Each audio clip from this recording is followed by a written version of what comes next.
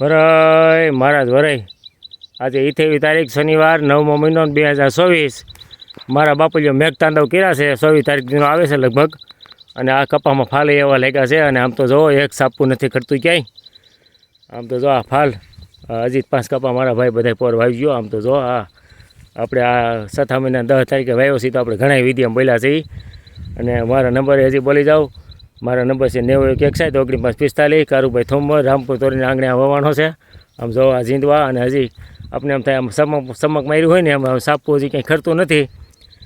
અને આમ નકરું જીંદવું થઈ ગયું છે આમ જો